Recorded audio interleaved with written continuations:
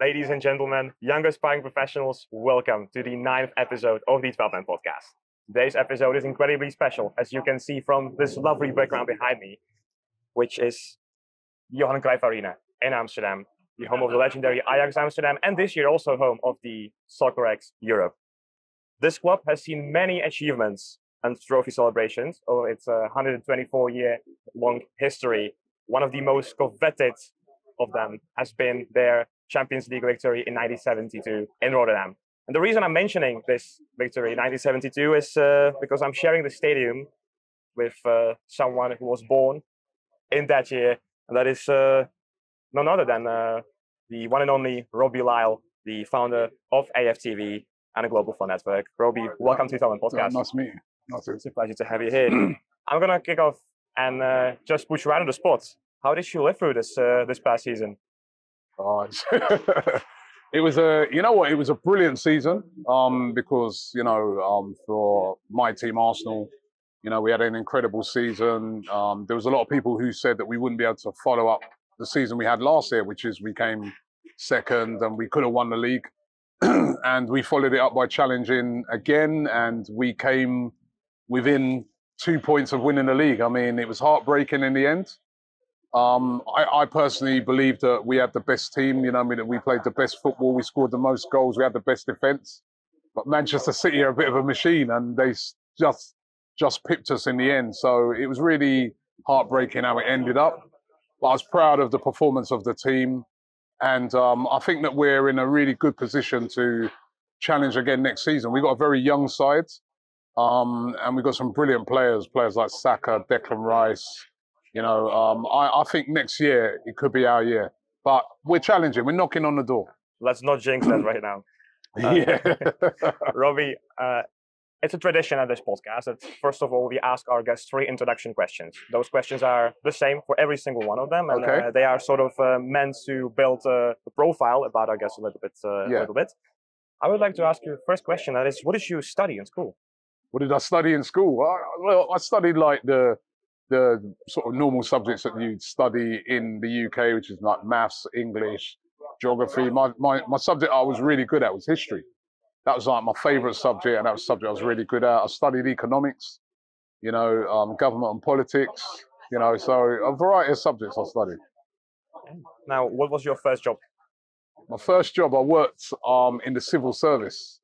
So I worked in what they call the DHSS, which is sort of like where they sort of social security. So I worked as what they call a clerical officer, and that was like my first proper job. I had a lot of part-time jobs before that, like working at supermarkets and things like that. But that was my first proper job. And now, last of the introductory questions. What or who do you consider to be your biggest inspiration? My biggest inspiration? Ooh. Do you know what, like, my biggest inspiration is a bit different to like sporting heroes and stuff like that, I guess. But I always sort of bring it back to like, one of my sporting heroes is Muhammad Ali.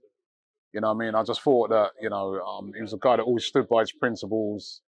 He was a winner, you know what I mean? And he was a determined character, you know what I mean? And so I always take inspiration of what he did and how he stood by his principles and how he succeeded, So yeah, I'd say Muhammad Ali.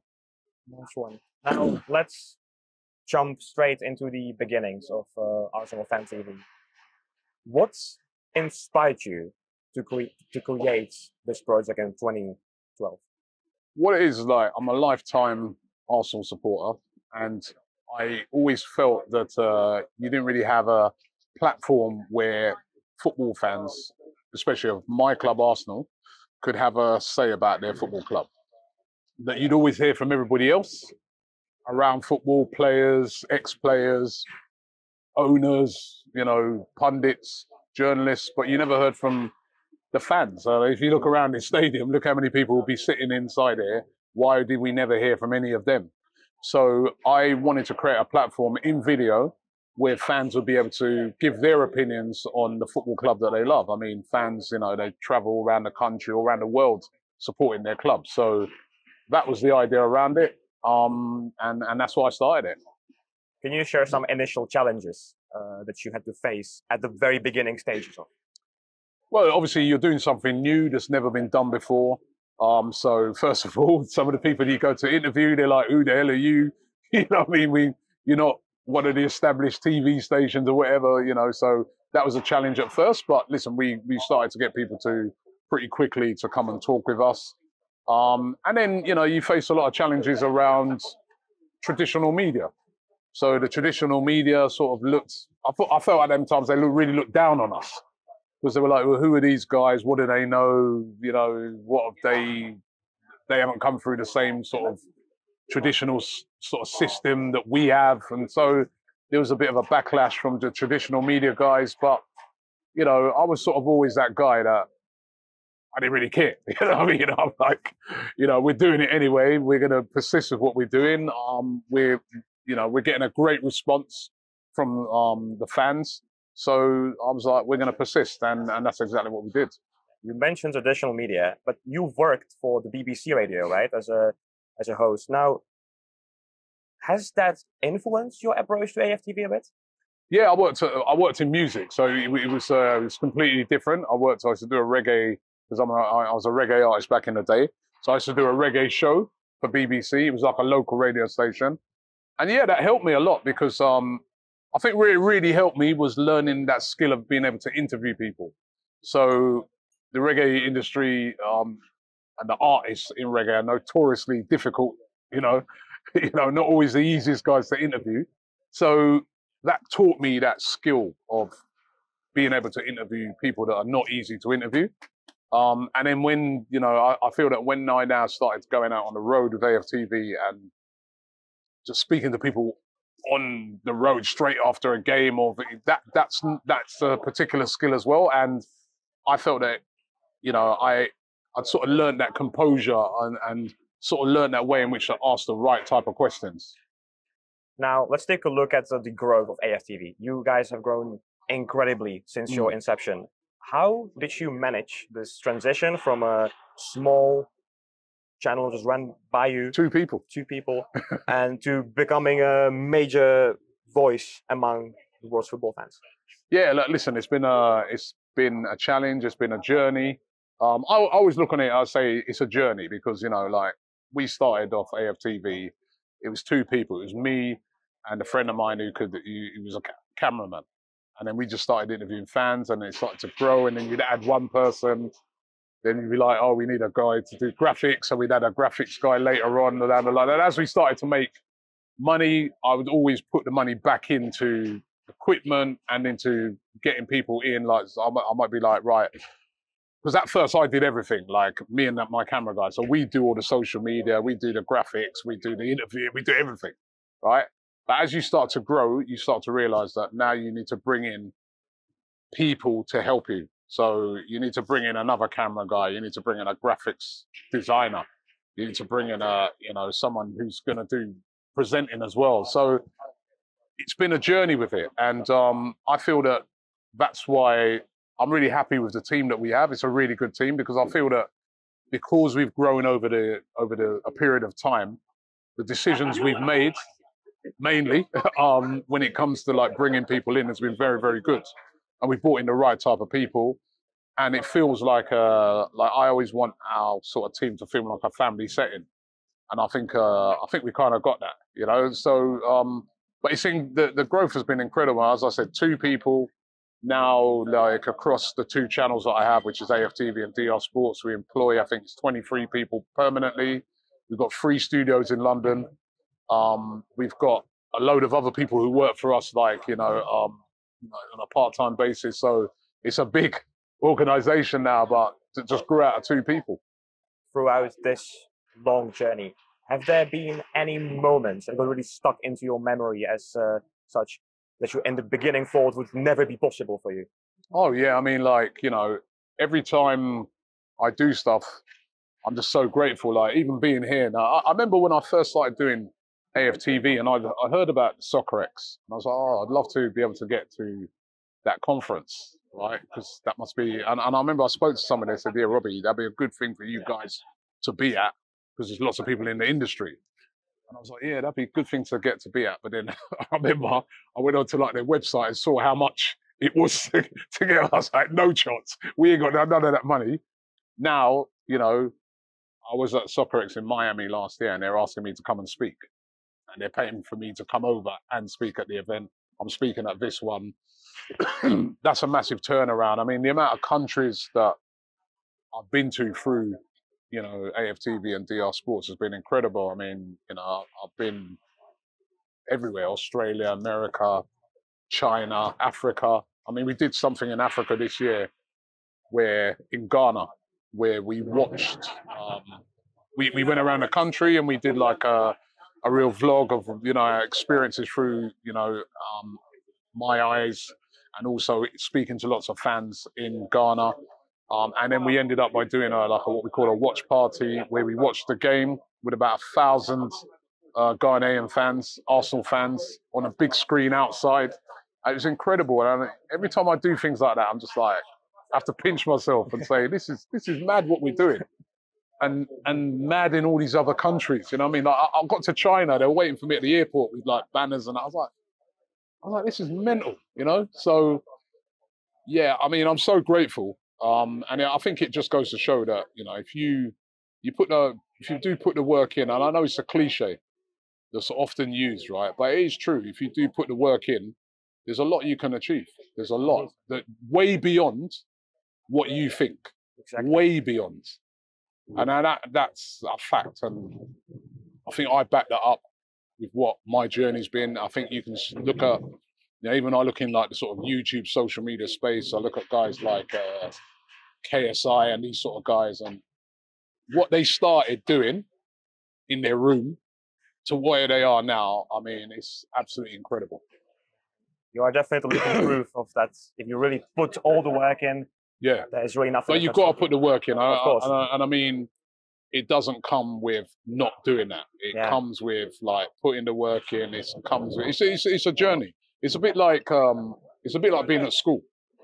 Sort of, you don't turn up to school and pass your exams a week later. You know what I mean? You've got to be there for a period of time, learning along the way, and then you finish off like passing your exams and become the expert. You know, so. Looking back at this journey, is there something you would perhaps do differently? There's a lot of things I do differently, I'll tell you that, right? Because you know what it is, right? What we do is it was so unique. And we were the first people doing football in the way we did it. So there was no one to learn off. There was no blueprint.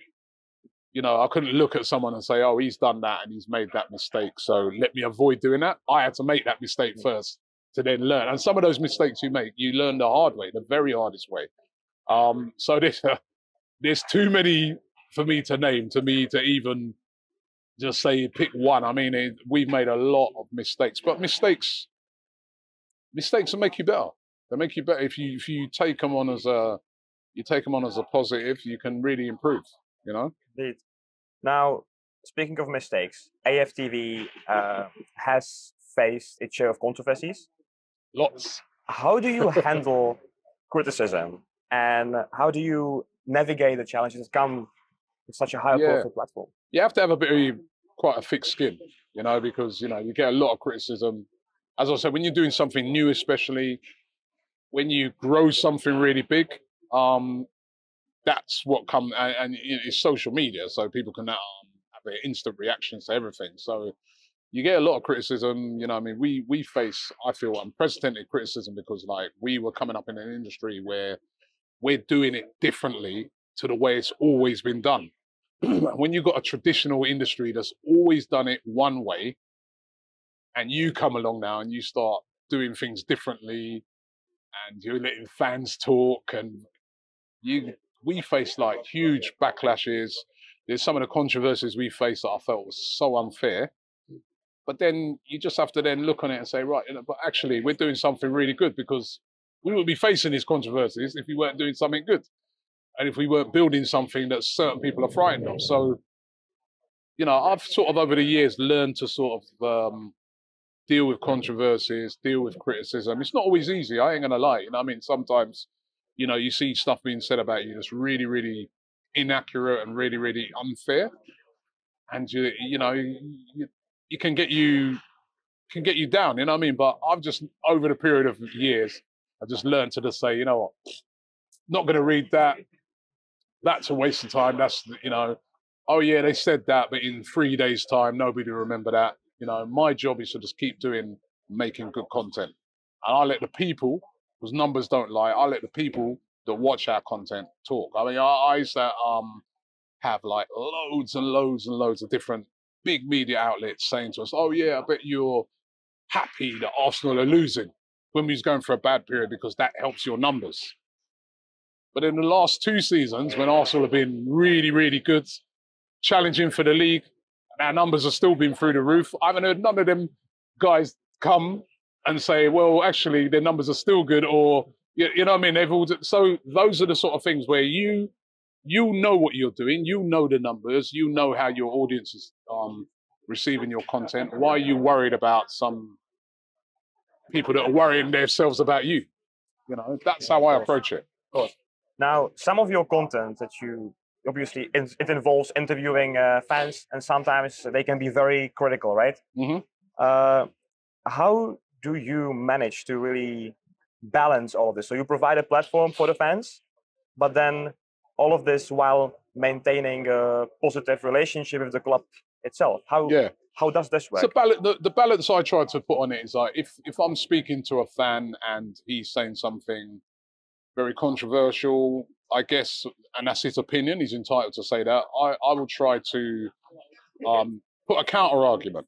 So I will try to, you know, you play a lot of devil's advocate a lot of times in your interviewing, but it's to try and like put it so there's a counter argument. So like if somebody came to me, for instance, and said, I don't know, there's a particular player that he feels we should sell him, I might ask that player, well, why? And if you sell him, who are you going to buy? And what about his performance in this game and that game? You know what I mean? So I'll give you an example. Like earlier on in the season for Arsenal, we bought Kai Havertz from Chelsea.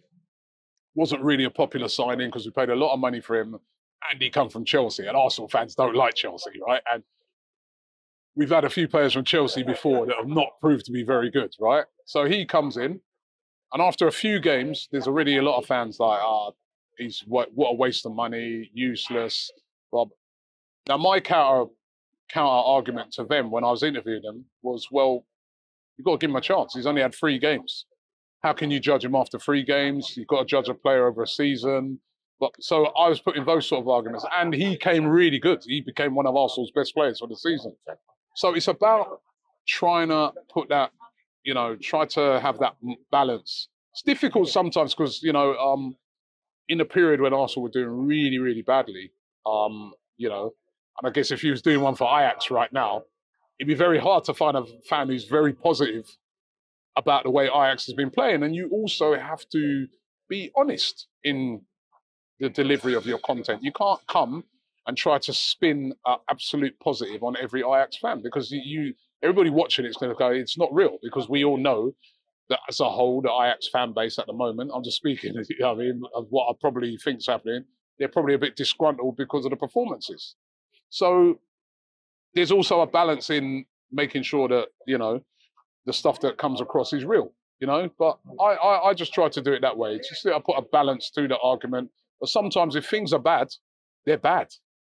And you could spin it as much as you want. You could try to, you know, and you shouldn't try to change it. You should allow people to have their opinions. Yeah, now back to Havertz, right? It wasn't really everybody's favorite signing in the beginning. Now, no, not even mine. Yeah, now all the Arsenal fans are singing "Waka Waka" they wrote the lyrics. Exactly, over there. Kai Havertz scores again. Now we're almost at the end of the podcast, but before we approach the final questions, there is still one very important topic I feel like we need to address.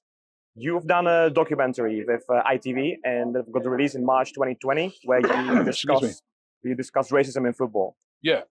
What changes have you seen in this area since that release of the documentary, since you've done it? And do you feel like there's still more that needs to be done, and what? Yeah, I think there's still, you know, listen, things are improving. They're getting better compared to when I first used to go to football in England back in the, you know, the late 80s and 90s. It was awful. absolutely awful. It was accepted. There's racism everywhere. It's not the case now, you know what I mean? Like in England, you know what I mean? If you racially abuse someone and you're caught, they'll ban you. And I think all of those things are good, and it's really, really helped. There's still a lot to be done, though. We still see players being racially abused. We still see incidents, like even last season, where players threatening to walk off the pitch and stuff like that. I just feel that more could be done. I don't even think we should be discussing this. 2024.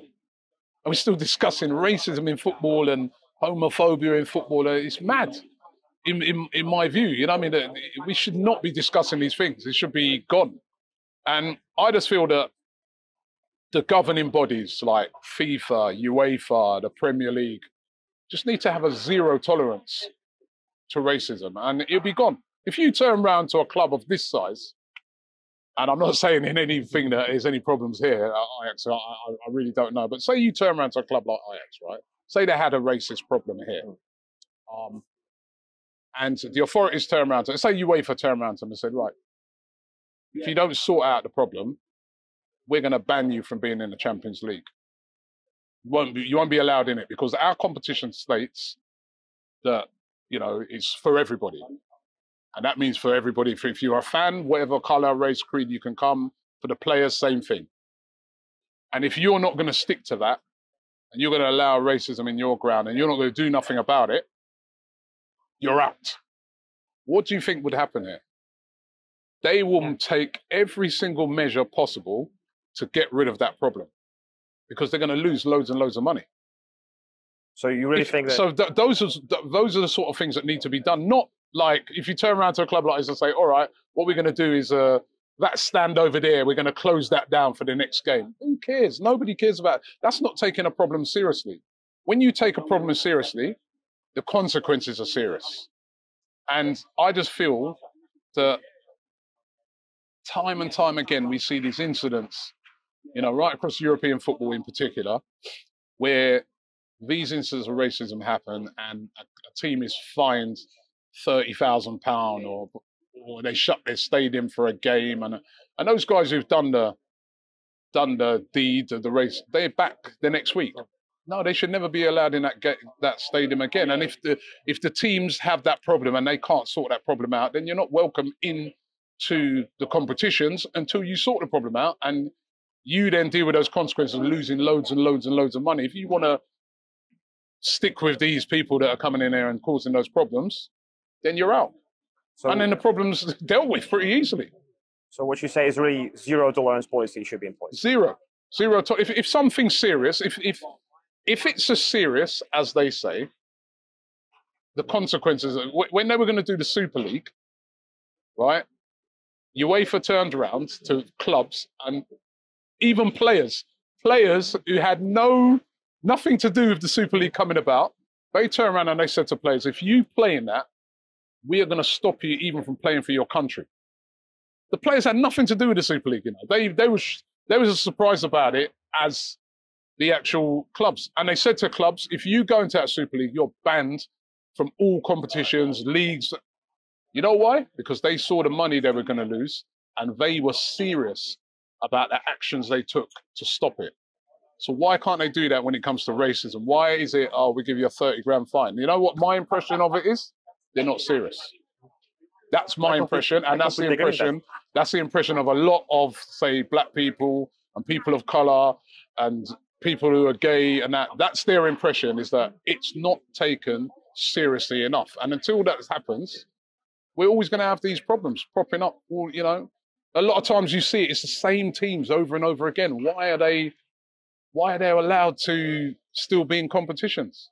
Is there something each one of us can do to sort of help solve this? Of course, and I feel people do a lot, you know, but it shouldn't be down on individuals. Like when I see players saying they're going to walk off the pitch, why should that pressure be on an individual player to walk off the pitch? There should be somebody sat in the stands who says, nah, this is bad, right? Sends a message to the referee, everyone off the pitch, we're not putting up with this.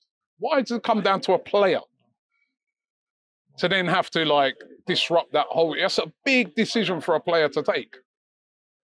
Why is it No, somebody in here, you know, somebody messages, oh, listen, we're going to abandon the game. Like, we've sent out 2 messages to everybody saying that they've got to stop that racist chanting. Hasn't stopped. We're now going to abandon the game. Everybody go home. That's what should happen. Those things don't happen. It's not taken seriously. In my books, authorities are aware of the problem. They try to deal with it. But when you think a problem's serious, you take serious action. How are we still talking about this? 2024. Lots of other sports don't have this problem. Why is it still in football? And I'm not saying football can't change society. There's always going to be racism in society. But the thing is, if you own this football club, you can stop the problem from coming in. Just like in any other organization, if you're at a school or college, if you're at a cinema and somebody comes in there and racially abuses someone, you throw them out and you ban them and they never come back again. Why can't I do it in... Yep. No, indeed. Immediate action needs to be done. I fully agree. Mm. Now, we've reached the very final question of this podcast. That's also a question we ask every single one of our guests. That is, looking back at your journey, there are a lot of aspiring football content creators who are also looking to start their own channels, start their own career. What advice would you give them? My advice is just like, if you've got a good idea and you're passionate about it, just do it. Don't wait for that perfect time to get started, because there is no perfect time to get started. You know what I mean? And sometimes, you know, there's things you're going to need to learn along the journey. So my advice is, if you've got an idea, you've been thinking about it for a while and planned out your idea, a bit like that Nike logo says, just do it. Just do it. Don't wait. Just do it. Get out there, do it. And you'll start to see over a period of time, things start to fall into place. It's not going to be necessarily easy. You've got to be ready. You've got to be prepared to work hard. Because, you know, if it's easy, everybody would just do it overnight, and it's not easy. But be prepared to work hard and just get started and do it. Don't try to, you know, do your research, do your due diligence, you know, and come up with something that you think is going to be good and original, and something that you know, even if it's something that's existing out there, have your own way of delivering it, etc. But do it, because there's lots of ideas and plans and great ideas that are just sitting in people's minds. And then what happens is, in a few years' time, someone else does it, and you're like, oh, I had the idea, you know, I was going to do that. Someone else has done it. So don't, you know, set your plan and do it, because you're never going to know how big it's going to be if you don't do it. That's one thing for sure. If you do it and you fail, you can either come up with another variation of it, or you satisfied yourself that it didn't really work out. Maybe you move on to the next thing. That's not always the right thing initially. But how are you going to find out if you don't do it? Yeah, just a simple one. Yeah, just do it. Wonderful. Just do it. Yeah, a wonderful piece of final advice. Robbie, thank you very much for coming on the Twelfth podcast. Appreciate it. It was a real pleasure. If you are interested in Robbie's work, take a look on his and AFTV's channels. Everything is in the description. And a huge shout out to SoccerX Europe for having us and making this possible. Make sure to follow them too, to keep up to date with all the football industry news and to know about the future events. Lastly, thank you all for listening. Whether you have just listened to us on Spotify, Apple Podcasts, or YouTube, please turn on the notification bell to always know when a future episode of the 12th podcast goes out. Also, make sure to follow us on our socials to never miss any behind-the-scenes content. That's a wrap-up. Until next time, keep kicking.